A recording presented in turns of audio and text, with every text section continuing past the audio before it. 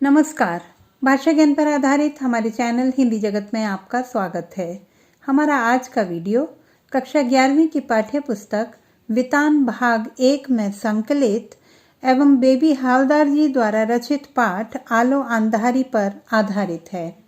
इस वीडियो में हम पाठ के सार, पाठ्य पुस्तक के प्रश्नों के हल एवं अन्य महत्वपूर्ण प्रश्नों के हल जानेंगे। तो आइए प्रारंभ करते हैं पाठ का सार से। आलो अंधारी लेखिका बेबी हालदार की आत्मकथा है। साहित्य के विधिवत सांचे से परे यह करोड़ों झुग्गियों की कहानी है। यह एक ऐसी आपबीती है जो मूलतः बांग्ला में लिखी गई, लेकिन पहली ऐसी रचना है जो छपकर बाजार में आने से पहले ही अनुवादक प्रबोध कुमार द्वारा अनुदित रूप में हिंदी में आई। लेखिका अपने पति से अलग किराए के मकान में अपने 3 छोटे बच्चों के साथ रहती थी। उसके अकेले रहने पर लोग तरह तरह की बातें बनाया करते थे। उसे काम की तलाश थी। लेखिका की पहचान का एक युवक सुनील उसे किसी मकान मालिक से मिलवाता है। मकान मालिक उसे 800 रुपये महीना पर घर की सफाई और खाना बनाने के लिए रख लेता है। वह रोज सवेरे उस घर में आती और दोपहर तक सारा काम खत्म करके अपने घर चली जाती थी। उसे बच्चों के भविष्य की चिंता थी। वह मकान मालिक से भी काम की नई जगह ढूंढने को कहती है। मालिक सज्जन थे, वे उसे बेबी कहते थे और अपनी बेटी की तरह मानते थे। उन्होंने स्वयं को तातुश पुकारने को कहा।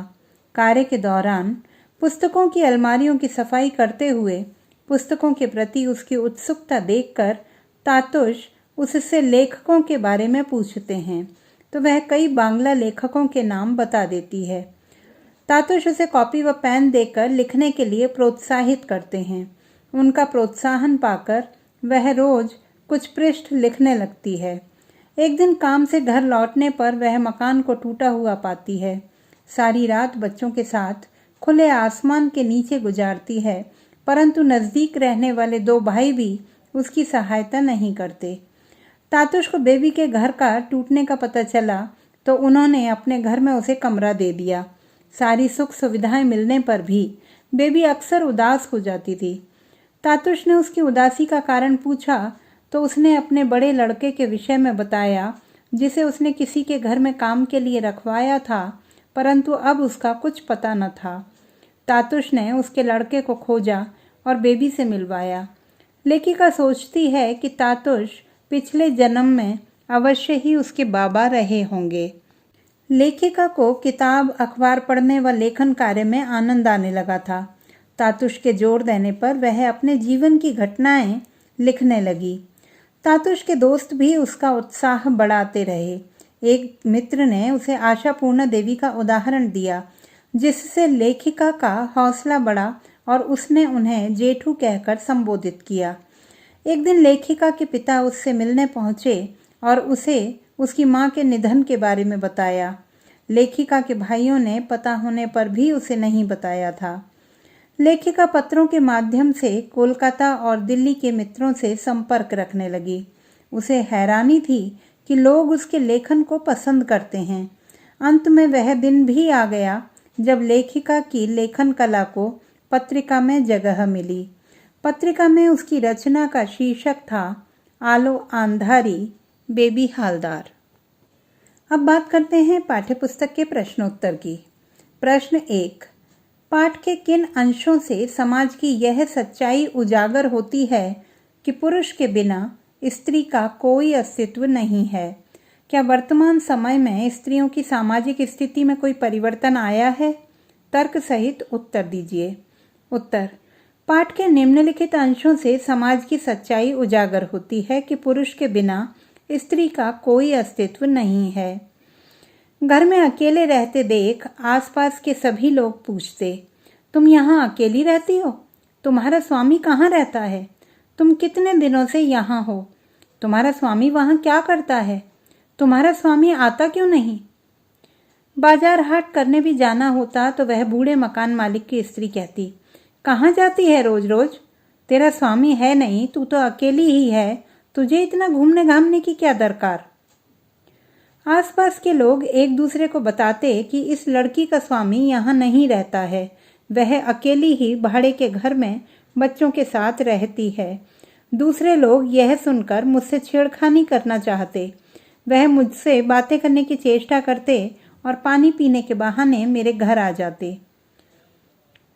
मैंने सोचा, यह क्या इतना सहज है? घर में कोई मर्द नहीं है तो क्या इसी से मुझे हर किसी की कोई भी बात माननी होगी? वर्तमान समय में स्त्रियों की सामाजिक स्थिति में काफ़ी बदलाव आया है। आज स्त्रियां अपने पैरों पर खड़ी हैं। महानगरों में तो अविवाहित युवतियां अकेली रहकर अपना जीवन यापन करती हैं, परंतु आम व्यक्ति का व्यवहार उनके प्रति अपमानजनक नहीं होता। प्रश्न 2। अपने परिवार के साथ उसके घर तक के सफ़र में बेबी के सामने रिश्तों की कौन सी सच्चाई उजागर होती है? उत्तर।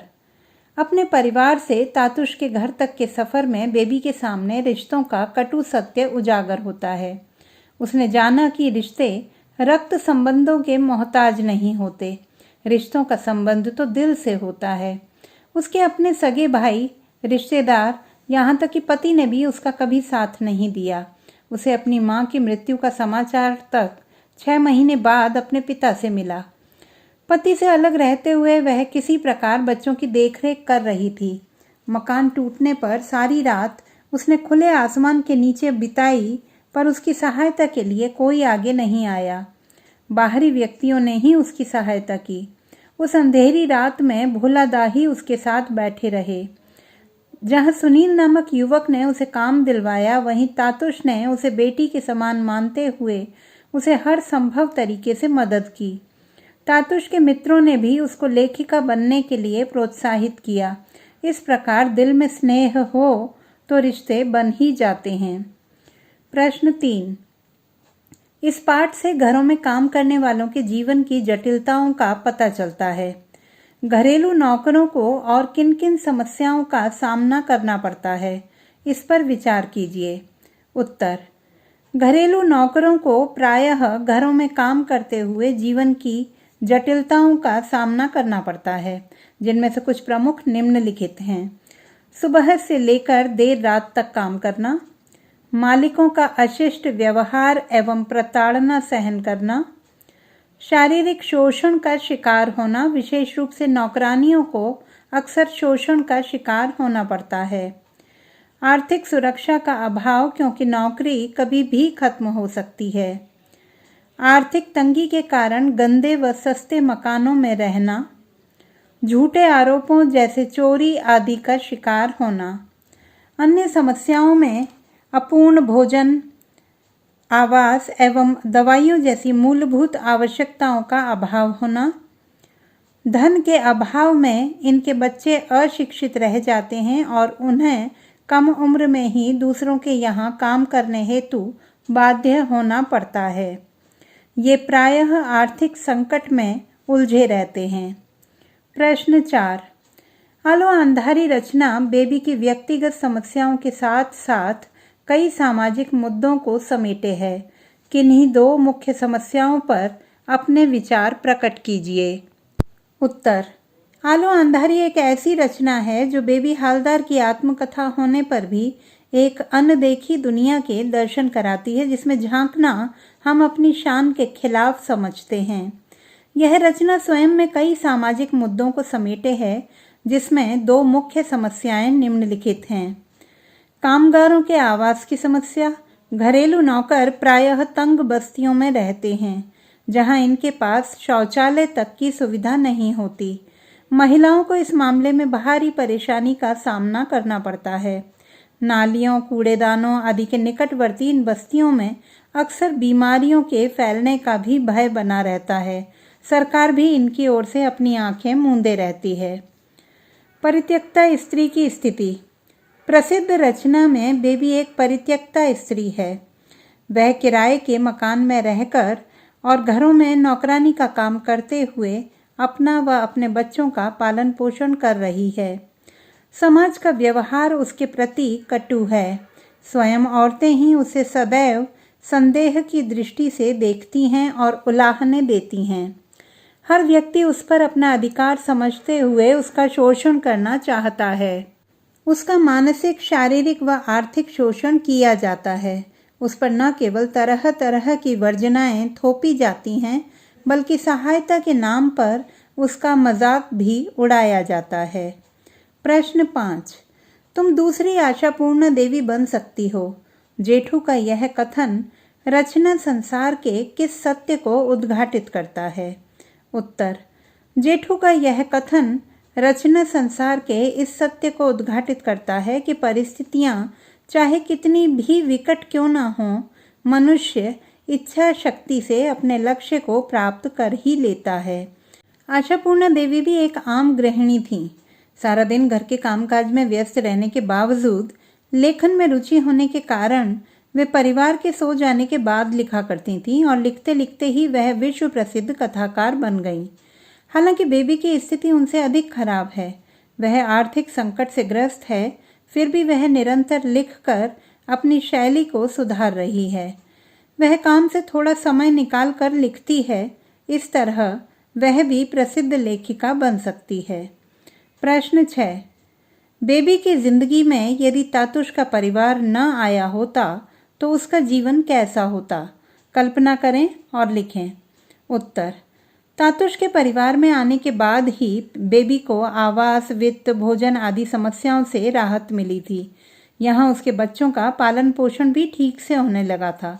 बेबी की जिंदगी में यदि तातुश का परिवार न आया होता तो संभवतः उसका जीवन कष्टों से भरा ही रहता। उसे गंदी बस्ती में रहने के लिए विवश होना पड़ता। उसके बच्चों को शिक्षा शायद नसीब ही ना होती। बच्चे या तो आवारा बन जाते या बाल मजदूर बनते। अकेली औरत होने के कारण उसे समाज के लोगों के अश्लील व्यवहार और शोषण का भी सामना करना पड़ता। बड़ा लड़का उसे शायद ही मिल पाता। न तो उसके पिता उसे याद करते और न ही उसे अपनी माँ की मृत्यु का समाचार मिल पाता। इस तरह बेबी का जीवन पूरी तरह चुनौतीपूर्ण और अंधकारमय होता। अब बात करते हैं कुछ अन्य महत्वपूर्ण प्रश्नों की। प्रश्न 1। लेखिका को लेखन के लिए किन किन लोगों ने प्रोत्साहित किया? उत्तर। लेखिका को लेखन के लिए सबसे पहले तातुश ने प्रेरित किया। उन्होंने ही उसका परिचय कोलकाता और दिल्ली के लोगों से करवाया। इसके अतिरिक्त कोलकाता के जेठू, आनंद, अध्यापिका शर्मिला आदि पत्र लिखकर उसे प्रोत्साहित किया करते थे। दिल्ली के रमेश बाबू भी उससे फोन पर बातें करके उसका उत्साह बढ़ाते थे। प्रश्न 2। तातुश के घर बेबी सुखी थी फिर भी उदास हो जाती थी, क्यों? उत्तर। तातुश के घर पर बेबी को बहुत सी सुख सुविधाएं मिली, सहायता मिली। वह अब सुखी थी, परंतु उसे अपने बड़े लड़के की याद आती थी। 2 महीने से उसकी कोई सूचना उसके पास नहीं थी। जो लोग उसके लड़के को लेकर गए थे, उनके दिए गए पते पर भी वह लड़का अब नहीं रहता था। उसने कुछ दूसरे लोगों से पूछा तो कहीं से भी उसे संतोषजनक उत्तर नहीं मिला। इसीलिए वह कभी कभी उदास हो जाती थी। प्रश्न 3। पाठ के आधार पर बेबी के चरित्र की विशेषताएं बताइए। उत्तर। बेबी आलो अंधारी रचना की प्रमुख पात्र है। यह रचना उसकी आत्मकथा है। उसके चरित्र की निम्नलिखित विशेषताएं हैं। साहसी व परिश्रमी। बेबी पति के अत्याचारों को सहन न करके अलग किराए के मकान में रहती है और लोगों के घरों में काम करके अपना और अपने बच्चों का पालन पोषण करती है। वह हर स्थिति का सामना करती है, यहाँ तक कि एक बार घर तोड़े जाने के बाद वह रात खुले आसमान के नीचे गुजार लेती है। अध्ययनशील। बेबी को पढ़ने लिखने का शौक है। तातुश की पुस्तकों की अलमारी को साफ करते समय वह उन पुस्तकों को खोल कर देखती है। तातुश उसकी रुचि देख उसे पुस्तक पढ़ने के लिए देते हैं। साथ ही कॉपी पेन देकर लिखने के लिए भी प्रेरित करते हैं। स्नेहमयी माता। अपने बच्चों के भविष्य को लेकर बेबी बहुत चिंतित है। उन्हें पढ़ाना लिखाना चाहती है। तातुश की मदद से वह अपने 2 बच्चों को स्कूल भेजती है। साथ ही वह अपने बड़े बेटे के लिए, जो कहीं और काम करता था, व्याकुल रहती है। परित्यक्ता। बेबी की शादी अपने से दुगनी उम्र के व्यक्ति के साथ हुई, जिससे उसे प्रताड़ना ही मिली। ऐसी स्थिति में वह अपने पति को छोड़कर अलग रहती है और विभिन्न सामाजिक कठिनाइयों का सामना साहसपूर्वक करती है। प्रश्न 4। तातुश ने बेबी हालदार के साथ घरेलू नौकरानी जैसा व्यवहार न करके अपने उच्च मानवीय गुणों का प्रदर्शन किया है। आलो अंधारी पाठ के आधार पर स्पष्ट कीजिए। उत्तर। बेबी हालदार तातुश के घर में घरेलू काम करने के लिए नौकरानी की हैसियत से आई थी, परंतु तातुश ने उसके साथ एक मालिक और नौकरानी जैसा संबंध नहीं रखा। वे उसके काम करने के ढंग से अत्यधिक प्रभावित थे और उसे अपनी बेटी के समान समझते थे। वे बेबी से उसके कष्टों और अभावों के बारे में बातचीत करते थे। वह अपनी बेटी के समान उस पर स्नेह प्रकट करते हुए उसके बच्चों के बारे में भी पूछते थे। उसके घर की समस्या को जानकर तातुश ने उसके लिए अपने घर की छत पर बना कमरा खाली कर दिया और उसे वहां आकर रहने के लिए कहा। उन्होंने लेखिका के बच्चों को पास ही के स्कूल में दाखिला दिलवा दिया। यहाँ तक कि कभी कभी वे उसे अपने सामने बिठाकर नाश्ता करवाते और पूछते कि इस घर में तुम्हें कोई परेशानी तो नहीं है। उन्होंने उसके बच्चों के लिए आधा लीटर दूध भी निश्चित कर दिया था। बच्चों के बीमार होने पर वे उनका इलाज करवाने के लिए डॉक्टर की लिखी दवाई लाकर स्वयं दिया करते थे। इस तरह तातुश ने अपने उच्च मानवीय गुणों का प्रदर्शन किया जो दूसरों के लिए अनुकरणीय है। तो बच्चों, आशा करती हूँ कि हमारा आज का यह वीडियो पाठ को विस्तार से समझने में सहायक सिद्ध होगा। पाठ के सूक्ष्म अध्ययन हेतु बहुवैकल्पिक प्रश्नों पर आधारित हमारा वीडियो देखना ना भूलें। यह न केवल ऑनलाइन परीक्षा हेतु उपयोगी होगा, बल्कि पाठ के गहन अध्ययन में भी सहायक सिद्ध होगा। भाषा संबंधी किसी भी समस्या के समाधान हेतु बने रहिए सुनीता भटनागर हिंदी जगत के साथ। आपका दिन शुभ हो।